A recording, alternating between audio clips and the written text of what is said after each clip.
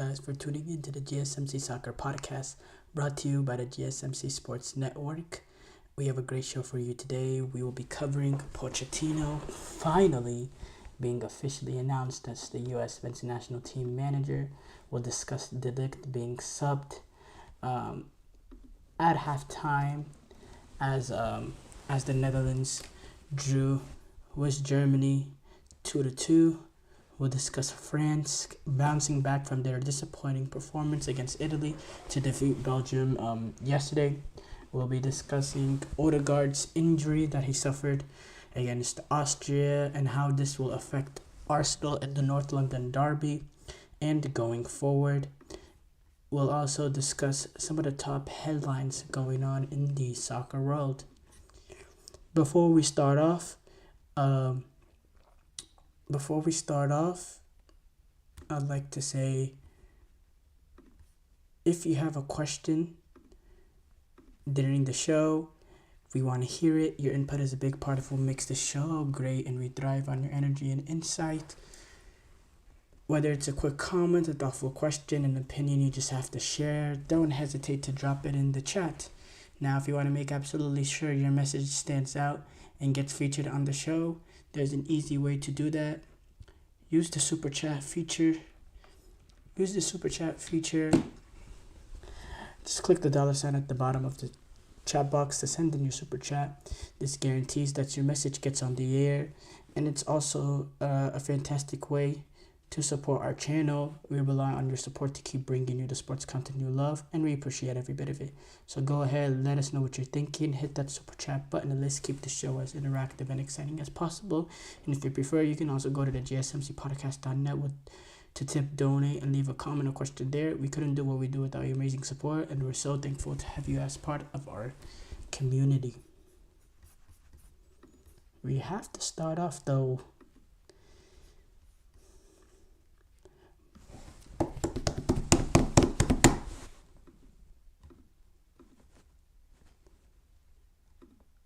Oh my god, slight technical difficulties here.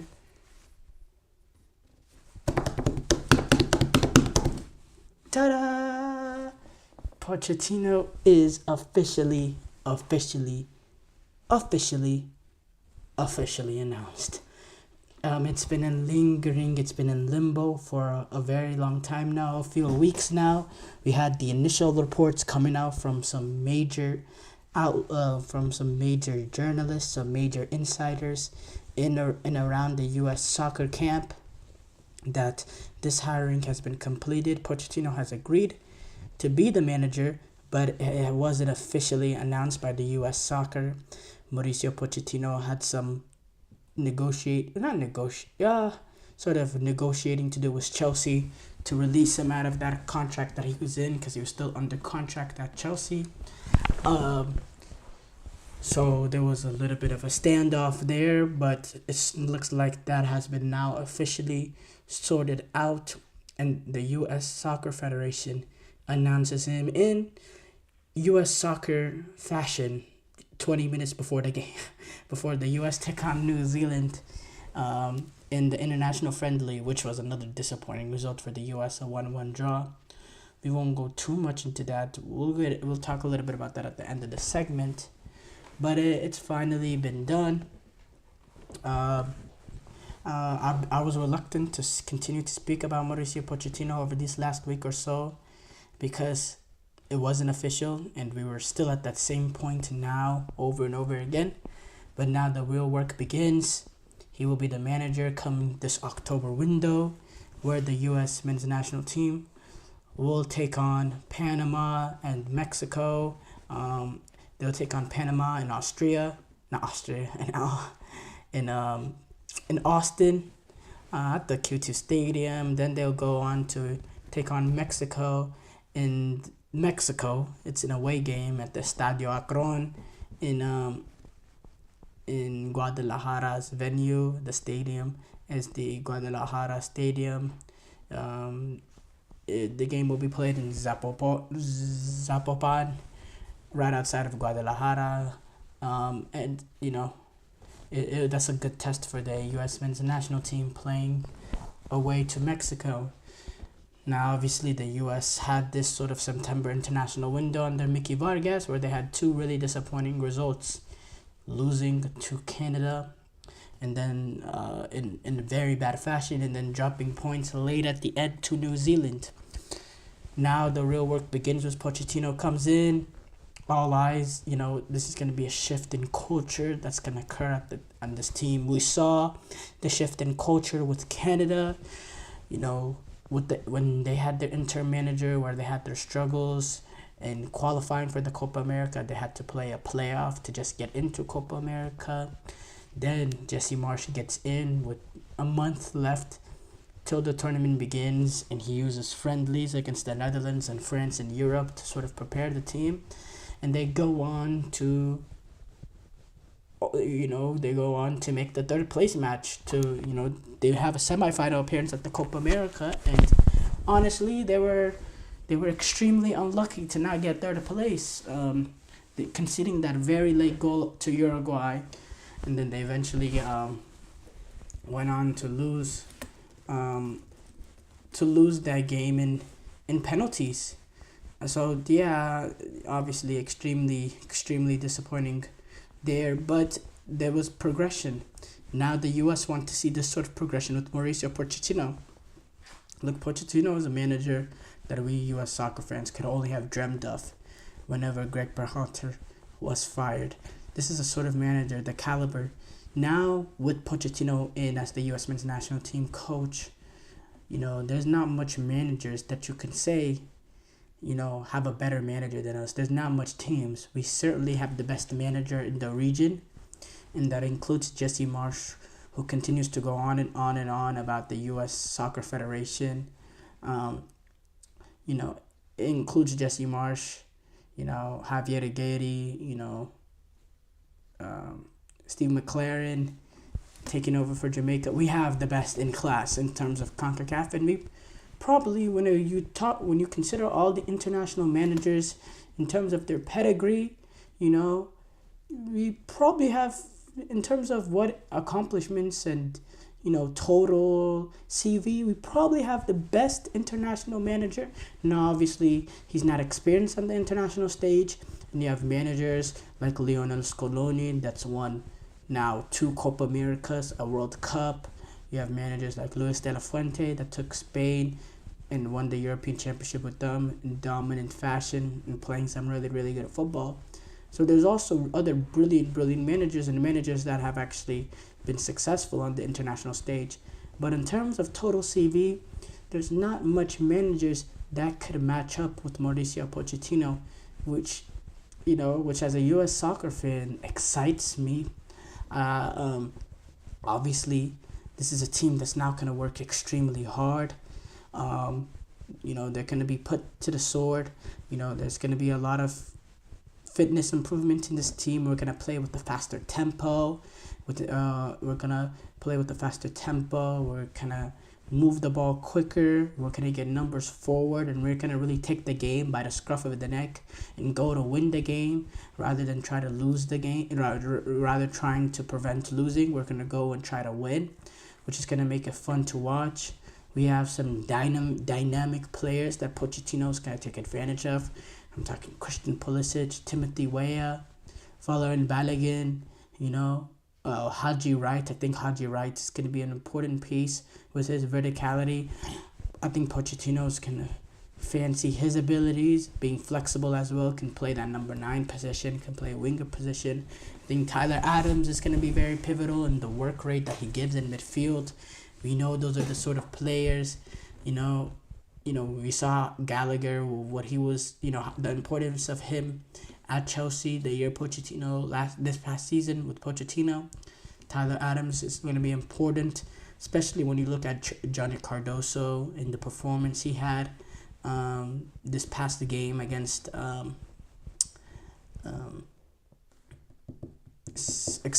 Canada, giving away a mistake that led to a goal. And overall, there's going to be a culture change and a culture dynamic change. We also, in Pochettino, we get an astronomical upgrade over Greg Berhalter. This is a manager that we're not going to have to second guess his decisions in terms of his squad. He's not gonna. Cause look, there's a lot riding on here for Pochettino. There's a lot riding on here. There's some pressure for Pochettino here because you're taking a sort of step down to manage the U.S. men's national team, and you need to perform well because he.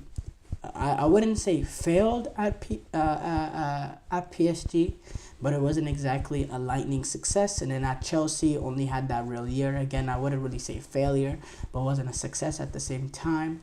This needs to be a success because if you're looking at 3 straight roles in which he hasn't really been successful, it's gonna be hard for him to make that jump back into a big team right away. He might have to take a step down in club football to climb back up, which I think Pochettino is really not trying to do. I think he's looking at this as a sort of way to get a home World Cup, to make the best out of this team, to maybe also increase his name in America, get sponsorships potentially. He might be looking at that, and then use this as a sort of stepping board to get back into the top clubs of club football.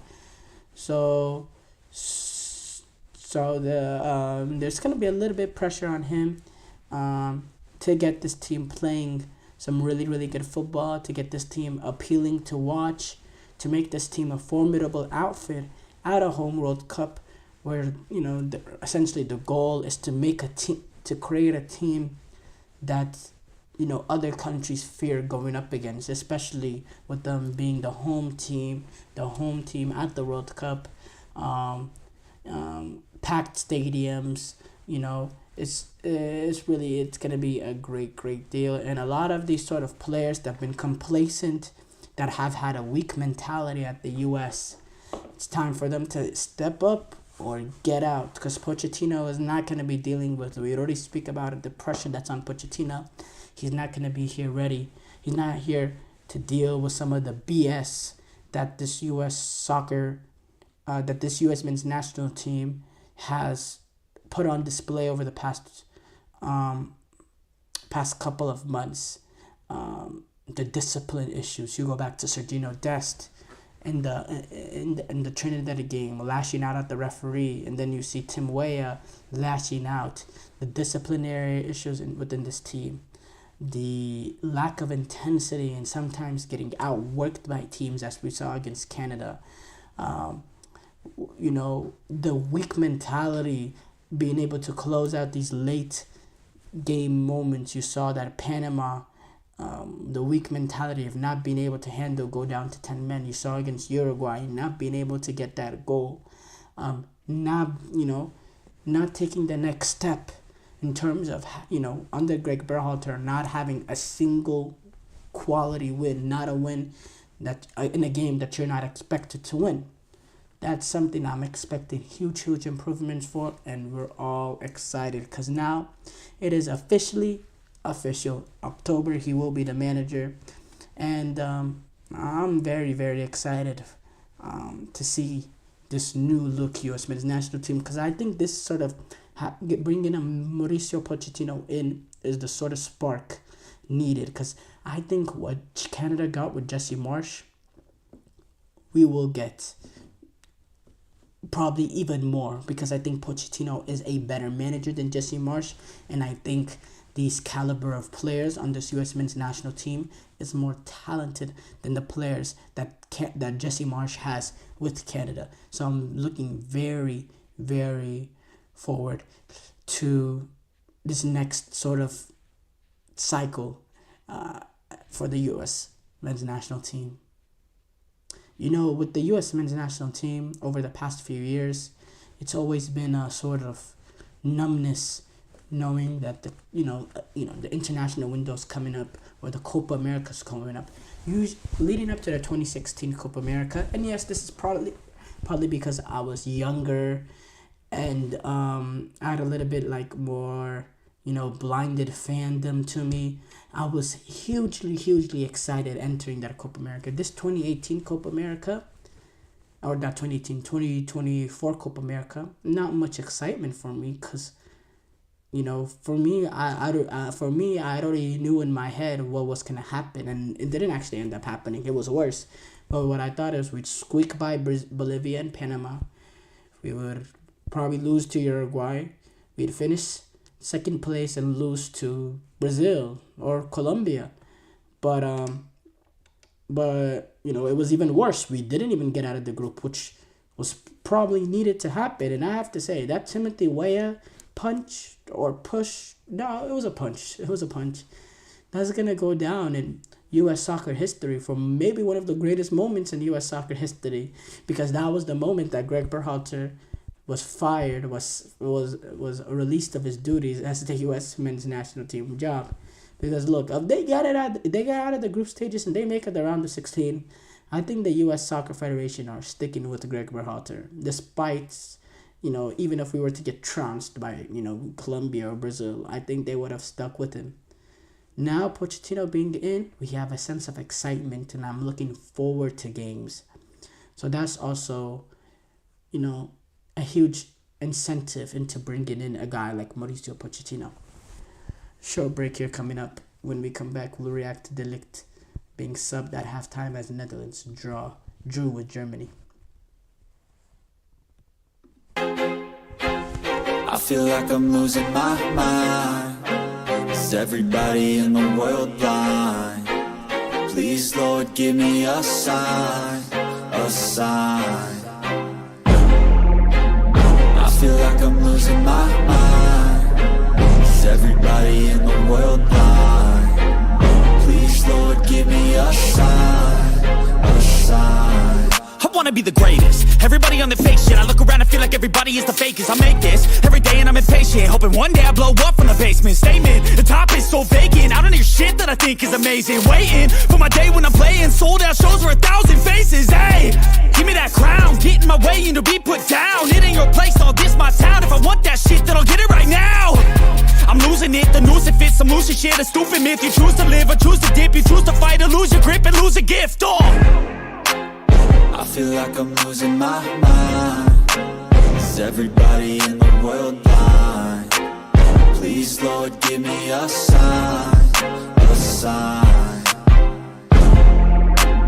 I feel like I'm losing my mind. Is everybody in the world blind?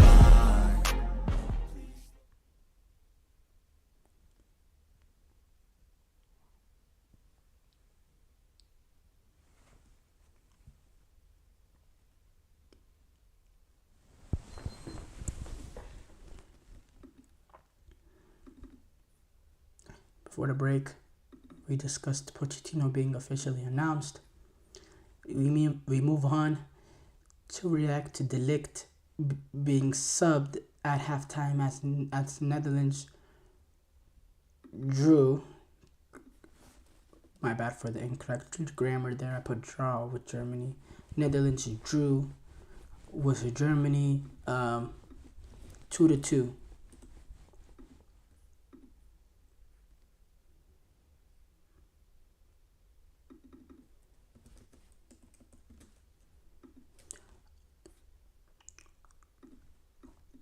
Trying to pull up the statistics in this game. So before we get to the De Ligt issue, in which it's a pretty interesting thing, this was a very exciting, fascinating game. I have to say, hugely exciting game. First of all, Germany, they conceded a goal only a minute 40 seconds into the game, but they fought their way back to get it 2-2. This game was played in the Johan Cruyff Arena in Amsterdam. Dennis Undav, he was the one, he scored on his first ever start for Germany. Joshua Kimmich was able to get the second, that led to a 2-1 halftime lead. After the Netherlands scored that early goal through Reinders, but eventually Netherlands were able to equalize through Dumfries early in that second half, with good, very general play, some quick moving of the ball, and it was really, really good football we saw. This leaves both of the teams, with Germany and Netherlands, both with 4 points. with Bosnia Herzegovina and Hungary, both with 1 points below Germany and the Netherlands. Germany are actually top of the group based on goal differential. Based on goal differential, Germany had that big win over Hungary, being able to defeat them 5-0. Overall dominant performance them there, so they have it. Netherlands also had a big win against Bosnia in their opener, 5-2, but it wasn't enough to. Well, I say it wasn't enough, but honestly, we're only 2 games in, so it's not like the standings are final. But Germany got a bigger win, and I have to say, Netherlands, they had the opportunities to make it 2-3-0. So they got off to that amazing start where Ryan Gravenberch, who's playing the football of his career recently. Seems like Arne Slot has not revitalized him, but sort of revived him, playing a sort of new role at Liverpool, playing a little bit more deeper in midfield, playing really, really good, playing like a player that's played that position his entire life, and he played an extremely perfect ball that led Reinders away to get that opening goal, being able to tuck it in past Ter Stegen, who, by the way, side note, is finally getting his chance. Finally getting his chance to be the goalkeeper number 1 for Germany, being 32 years old, with Manuel Neuer retiring. But yes, so they were able to get up to that early opening lead, and then the Netherlands actually had 2 absolute clear-cut opportunities to get the lead. Dumfries headed a free kick wide. Xavi Simons hit a cross in from a free kick position. Dumfries headed it wide, and then 5 minutes later, Xavi Simons had a one-on-one opportunity after another really good pass from Gravenberch, but that went straight at Ter Stegen.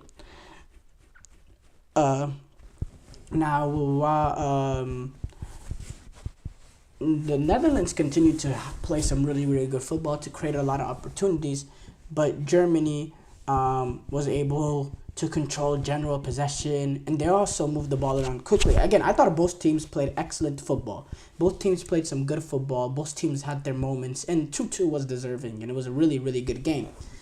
And Germany had the Dutch on their back foot after their early start. Jamal Musiala took advantage of a mistake from Matthijs de Ligt, which we'll get to later.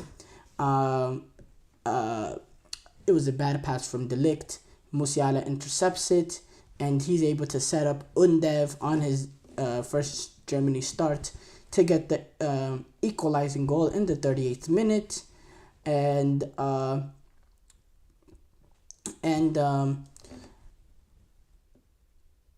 that was the equalizer. Nathan Ake had a hamstring injury, and he had to get carried off with a stretcher on the verge of halftime. Then at halftime, de Ligt was hooked by Ronald Koeman after that mistake. We'll get to that later. Robert Andrijk played a really good ball to David Raum, who was able to find Kimmich, who had an easy tap in on the back post, and that made it 2-1 on the verge of halftime.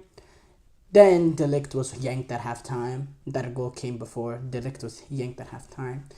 Then Brian Brobby for the Netherlands showed some good composure, some good strength, some good pace as well. Um, to see him hold off defenders, and then he was able to get it to Dumfries, who made it 2-2 quickly after the second half began, only 6 minutes into the second half. And then Germany created a lot of opportunities, really good opportunities. Kai Havertz missed a really good chance. Undev was just unable to chip Verbruggen, Dutch goalkeeper Verbruggen, and then Rome had an opportunity, a header that he just missed, but yeah, apart from that, it was it was pretty even after that. Germany did have a penalty appeal late, but it wasn't given. VAR didn't intervene, and Nagelsmann was not happy about that. Virgil van Dijk, when speaking about the game afterwards, he said, "At times it was very good. We created chances. The guys who came on showed themselves well. This is what we want. That gives positivity." Now we go to Matthijs de Ligt, who's been under fire from the Dutch media over this international window, because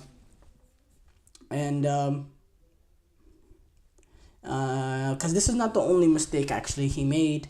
He made a mistake as well in the Bosnia game, and which led to a Dzeko goal. And yes, Dzeko is still playing at the top level for Bosnia, age 38. He's currently, if you've not been tracking him, he's at Fenerbahce. But yes, De Ligt, he's been under huge criticism. The pressure on him is mounting. And yeah, he got subbed off at halftime.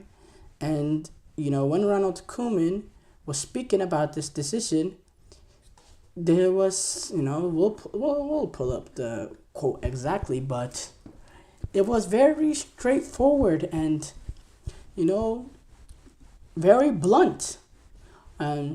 Which is sort of what the more and more I'm understanding, this is sort of the Dutch culture. When Koeman was speaking about the media, he said, "Of course, I would rather have kept Matthijs de Ligt on the pitch.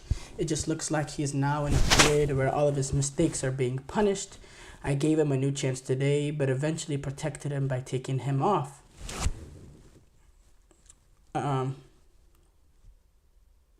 Van Dijk, when he was speaking about him, he said, "This is football. You have to learn from this. It was one moment at the highest level. You will get punished for it."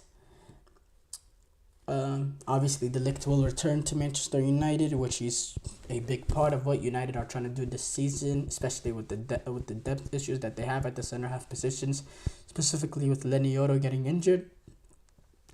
But this is not the greatest way to go back to Manchester United in the form that he has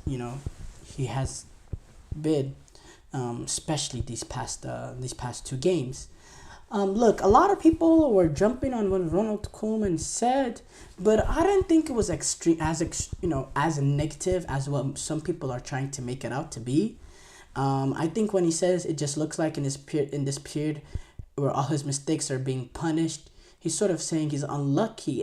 From what I hear, how I interpret it, he's saying he's kind of going through an unlucky period because there are times where some mistakes happen, but you just don't end up getting punished with the goal. He's basically saying anytime he does make a mistake, he's just getting unlucky because it's always leading to a goal, and he's saying he's protecting him by taking him off, which I don't know if that's really protecting him. That's almost makes it worse into some people's eyes. But obviously to Ronald Koeman's eyes is not. But I'm not really critical of this. He came out with comments after now Memphis Depay, who's moved to Corinthians. He came out with comments saying, obviously, he's saying, basically not wanting to open his mouth, saying because of some of the criticism that came over how blunt he was over the Bergwijn situation, and saying he doesn't want to,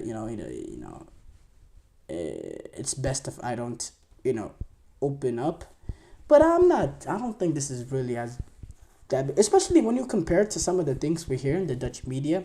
We go back when it was Virgil van Dijk. He got called out by two Dutch legends, Ruud Gullit and Marco van Basten. Yes, Marco van Basten. And they were really personal, in my opinion, and some vicious attacks and very harsh attacks, in my opinion, at Van Dijk, who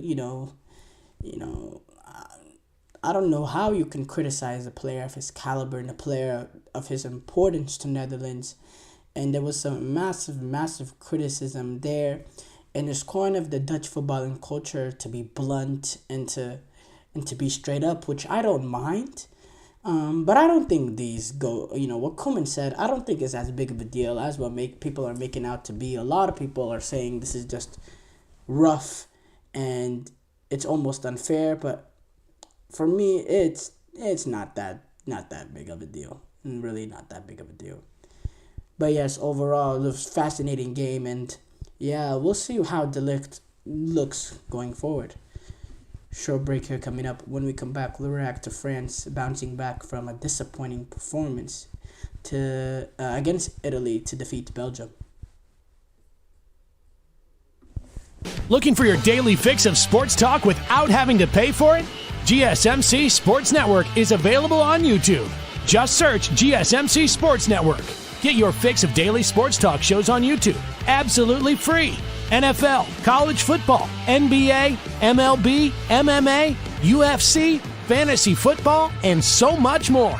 GSMC Sports Network has shows running all day long, with new sports shows starting every 2 hours. Just like on your favorite cable sports channel, except GSMC Sports Network is absolutely free. Just search GSMC Sports Network on YouTube to catch one of your new favorite shows, like the GSMC College Football Podcast, Chip Shot Football Podcast, Hoops and Heels Women's Sports Podcast, GSMC Basketball Podcast, and so many more.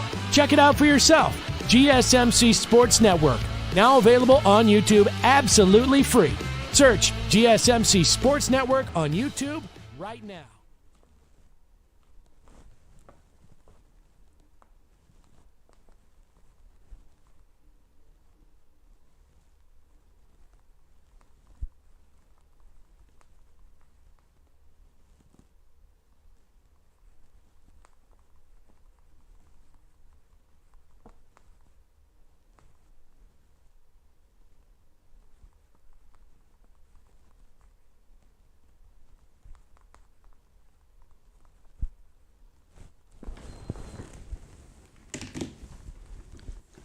Before the break, we discussed De Ligt being subbed at halftime as Netherlands drew with Germany. We move on to react to France bouncing back from a disappointing performance versus Italy, in where they went on to defeat Belgium. So this was a 2-0 win for France. Ronald Colomwani scored in the 29th minute. Ousmane Dembele scored in the 57th minute. France had 25 shots to Belgium's 9. 9 shots on target for France to 4 shots on target for Belgium. 46% possession for France to 54% possession for Belgium. But it was France that got the victory. Colomwani scored in the 29th minute, Dembele in the 57th minute. In my opinion, a comfortable game for them. And it started off with Belgium having possession, but again, that's how France operates with, Didier Deschamps. They concede possession. They're not going to go out and press and dominate the play and try to dominate the games and be on the front foot. No. They'll allow the other team to sort of control possession, and then they'll be deadly on the counterattack. They'll be deadly in individual moments, and they'll be defensively very, very solid. And that's how they've got the victory. That's how they won the World Cup. That's how they reached the final in the 2022 World Cup. And that's just France. But yeah, it was a slow start for France technically, but to be honest, this is what Didier Deschamps wants to do. But eventually, Colomwani's and Ousmane Dembele was able to get it. And Ousmane Dembele playing a different role in midfield, in which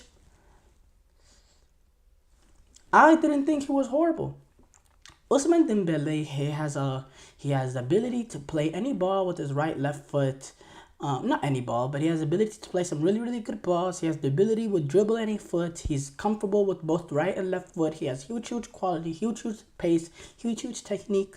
But the end product is not there with the best of players. But when you play him in the midfield, where that end product is not as exposed, and he can do a lot of the work advancing the ball in midfield, driving past players and playing some good balls, and once in a while getting into the box and finding right places, right spots in the pitch, in the box, taking the right spaces to take an opportunity to get a strike at goal, in which he was able to drive this with his left foot.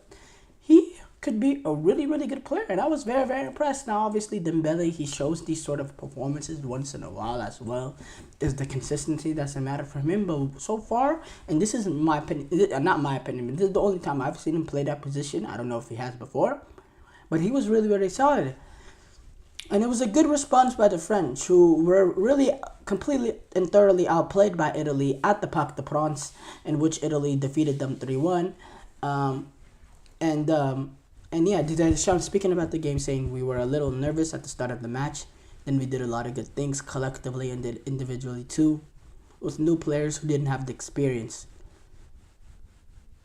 And yeah, Lewis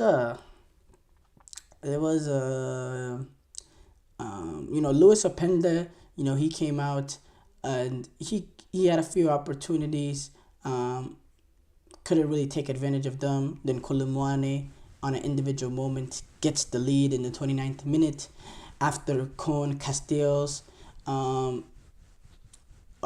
scooped a one-handed save from Dembele, shot, but led straight into the patch of Colomwani. Dembele, when we know Dembele, he looked really, really good throughout the game. He eventually got his goal in the 57th minute, where he was on the edge of the box, and he found space to fire a really good shot past the Belgian goalkeeper. Dembele, when speaking to French television, he said, "People tell me I'm too generous and I try to pass too much. I decided to try my luck. This season, I'm going to try my luck even more to be more selfish."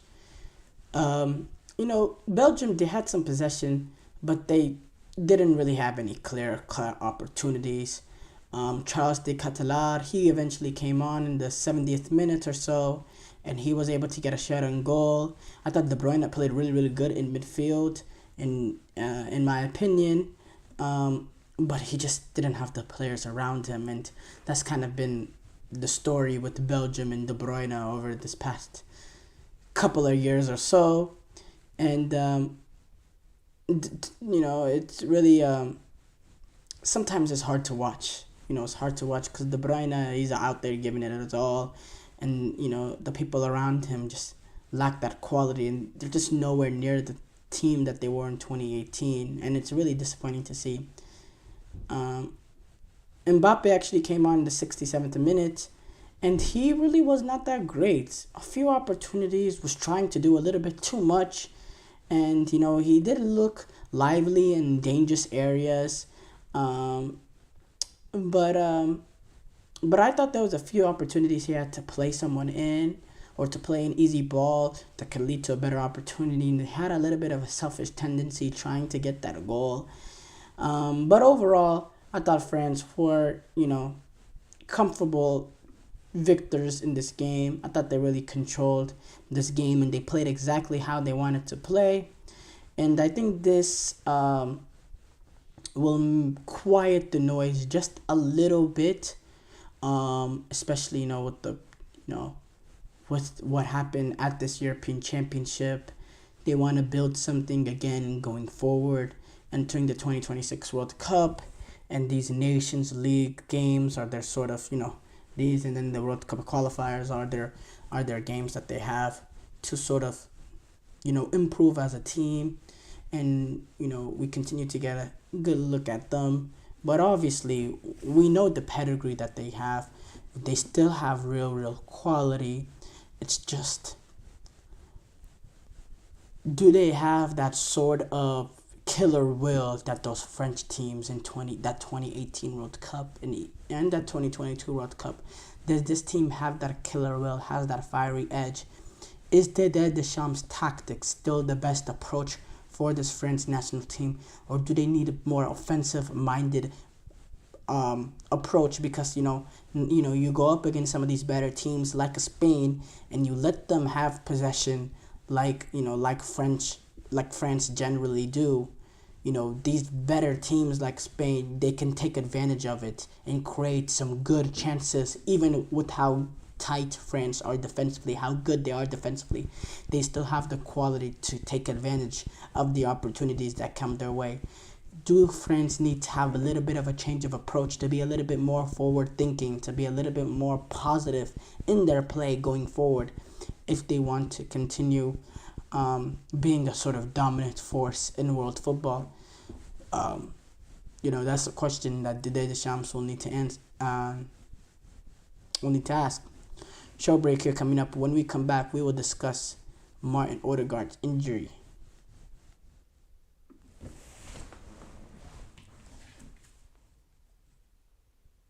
For the best and latest podcasts available anywhere, go to the podcast app on your cell phone and type in GSMC to access free content-rich podcasts on health and wellness, book reviews, sports, entertainment, relationships, social media, movies, technology, finance, and even weird news. Subscribe and download the GSMC Podcast Network's family of shows, available everywhere podcasts are found.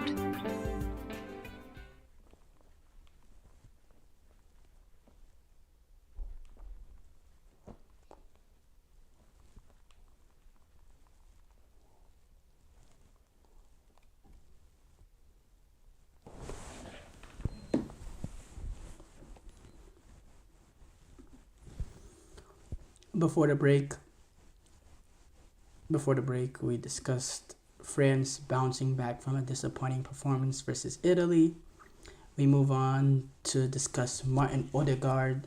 He suffered an injury in the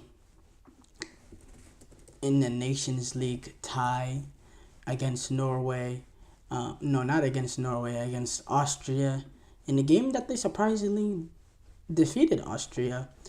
With a winning goal in the 80th minute from Erling Haaland. But they had that victory. But the big news coming out of this game is the injury suffered from Martin Odegaard, and it looks to be a bad one. He was seen on crutches going back to England after he suffered a bad ankle injury, and this is bad news with Arsenal looming. We talk about the with the North London Derby coming up this Sunday against Tottenham. But going forward, the Champions League is going to start that following midweek, and then you have games like City coming up after that.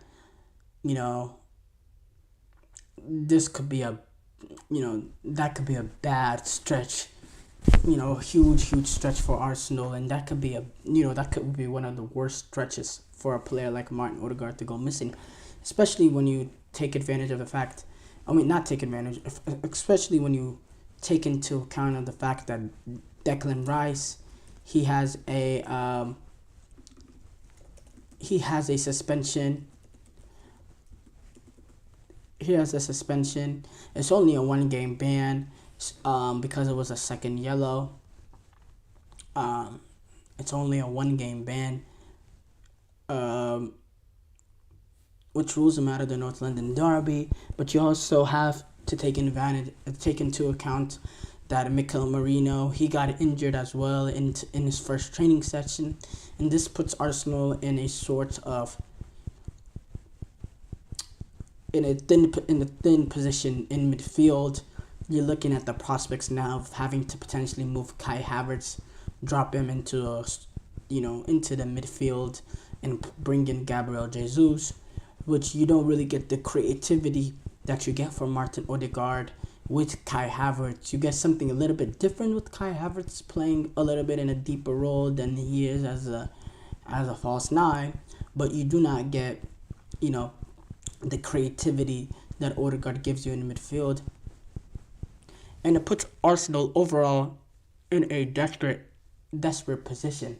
A really desperate position now, because this North London derby, it's a huge game, and you need the quality of a player like Martin Odegaard to be able to play in tight spaces, to play that sort of line-breaking ball that can create an opportunity out of nothing. The vision that he has, the quality he has. And now it's going to set up Arsenal to play very, very different. And I'd like to see how Mikel Arteta will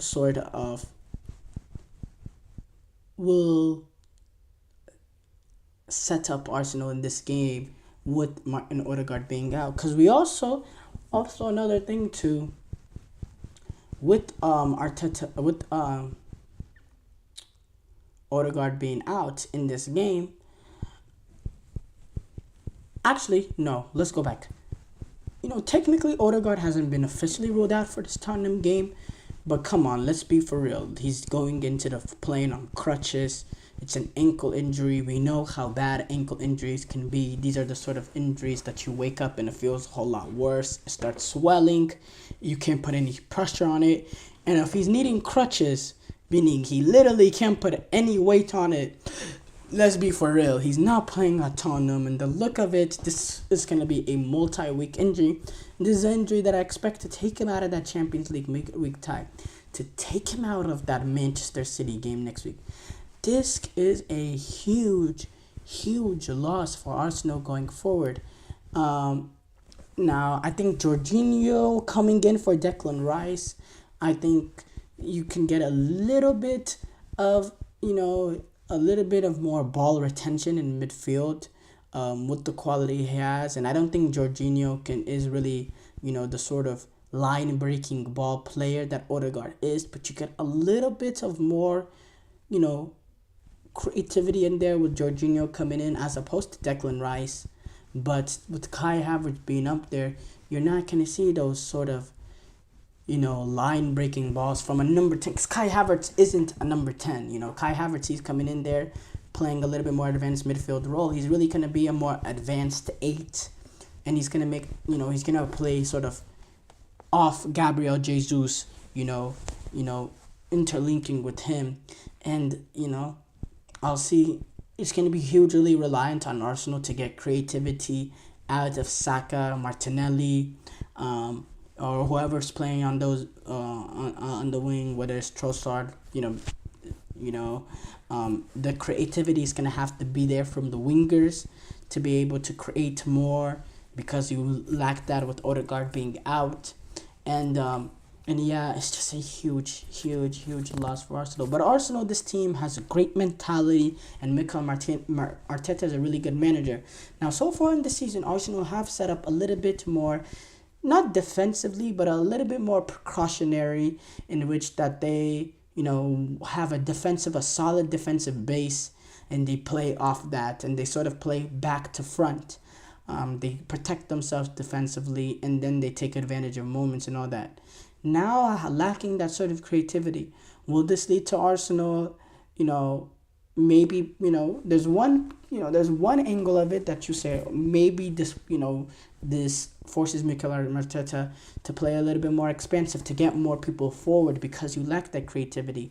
But also, there's also another side of it where you can say, okay, maybe this leads to Arteta continuing this sort of, defensive format, because you don't have as much going forward. So it's really important to keep that clean sheet and hope that the quality of Saka, Martinelli, Gabriel Jesus, Kai Havertz can nick a goal here and there that will be enough to get that sort of victory. That's the questions that need to be answered for Arsenal and Mikel Arteta.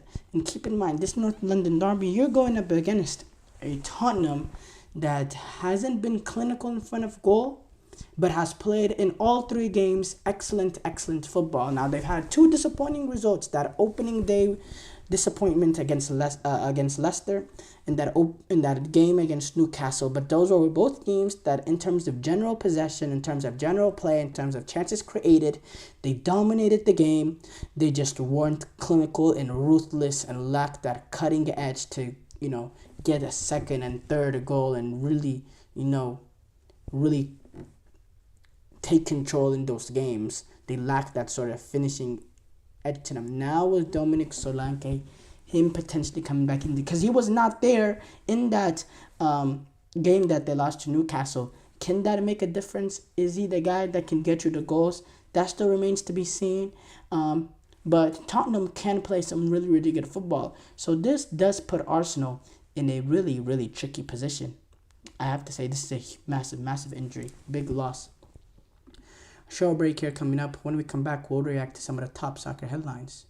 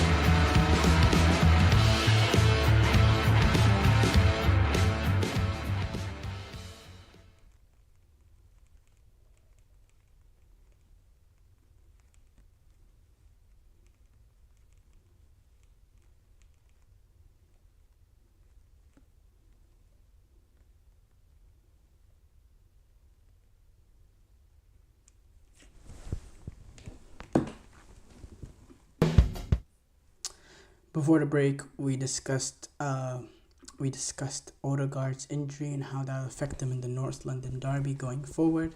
We move on to react to some of the top soccer headlines going on in the soccer world, and we start off with Colombia. Colombia were able to defeat Argentina in a World Cup, Conmebol World Cup qualifyings.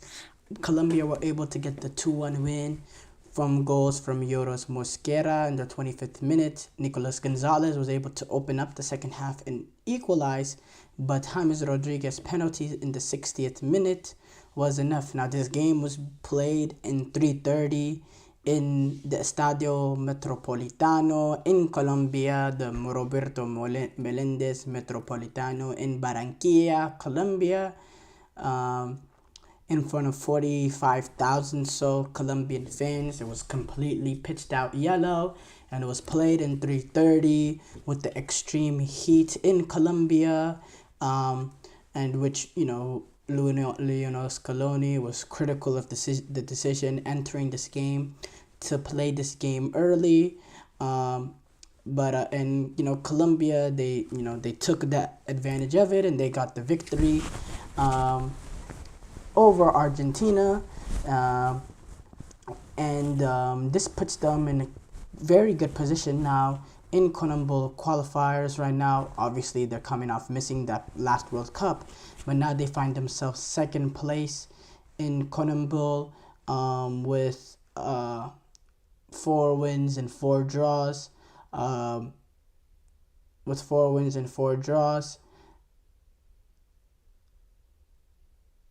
And that puts them in second place with 16 points. There was also some other results from this window. Brazil Brazil lost to Paraguay at in Asuncion, Paraguay. Brazil lost to Paraguay 1-0. Diego Gomez goal in the 30th minute, and it's just I can't believe this. I cannot believe the moment the time we're in when it comes to the Brazilian national team. I'm speechless.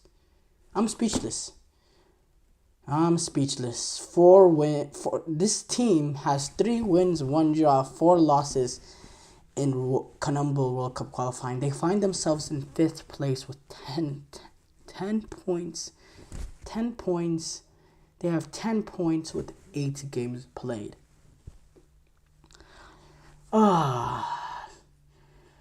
Yeah, it's horrible. It's really, really horrible. I'm sure we are gonna go more in depth with this game tomorrow. I didn't have enough time to collect myself after the end of this game to discuss this today. I need to do a little bit more game analysis. But shocking loss. Venezuela and Uruguay finished stale at in Venezuela 0-0. Venezuela really the more dominant team in that game. Bolivia got the win over Chile again, and this was at Chile, and this is a good cycle for Bolivia. So far on World Cup qualifiers, getting that 2 victories puts themselves up now to 9 points, and puts them in a not great position, but now they can compete going forward. And now Chile, wow, what a devastating fallout from some of the greatest, from some great Chile teams that we've seen in, this past decade or so. This Chile team is far off it. They find themselves now 9th place in CONMEBOL World Cup qualifiers with only a win, 2 draws, and 5 losses. But yeah, and then Ecuador, they were able to get a 1-0 win over Peru.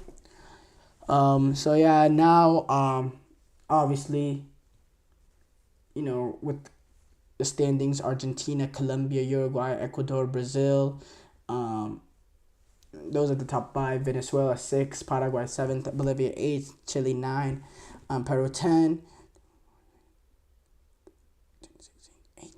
We're not quite halfway there yet. We're almost there, halfway through World Cup qualifiers, and we're getting to the nitty-gritty.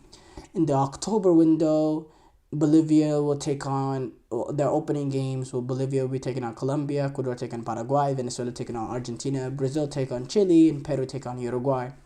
These are some big games for these countries to make that mark, so they can reach that 2026 World Cup in U.S. And obviously, there's more breathing room in past CONMEBOLs with I believe 7 teams.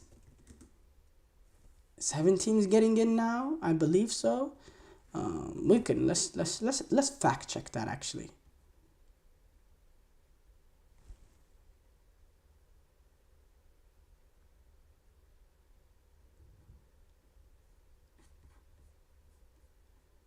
So 6 teams automatically go through.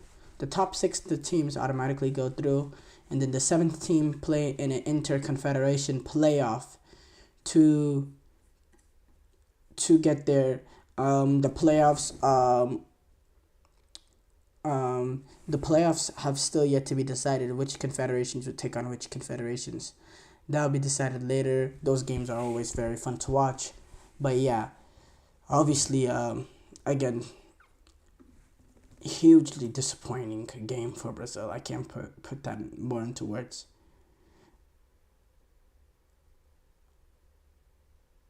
Harry Kane was able to get 2 goals as he marked his 100th game for England. He has 100 caps, which is an illustrious spot to find yourself in, and he continues to have a sort of illustrious career for the England men's national team. So great achievement for him. And speaking of that, England did go and defeat Finland 2-0, in which, by the way, if you're wondering why they're taking on Finland and Ireland, England did get relegated to League B of the Nations League. It seems that nobody talks about it because people don't really understand the importance of Nations League. Or no, there is no importance really to Nations League, besides to some of these, lower European nations that need this sort of pathway to qualify for major international tournaments, because it provides you sort of a backup route there. Greece were able to defeat Ireland as well 2-0 in that same group. Czech Republic were able to get past Ukraine 3-2. Hungary and Bosnia and Herzegovina finished 0-0. That's actually the same group with Germany and the Netherlands. But yes, we conclude the show there. Thank you guys for tuning into the GSMC Soccer Podcast, brought to you by the GSMC Sports Network. Your support means a lot to us, so please remember to subscribe to the show and leave a positive review. It really does make a difference. We also invite you to follow us on Facebook, Twitter, TikTok, and Instagram for more content and updates. Thank you once again, and have a wonderful, wonderful day.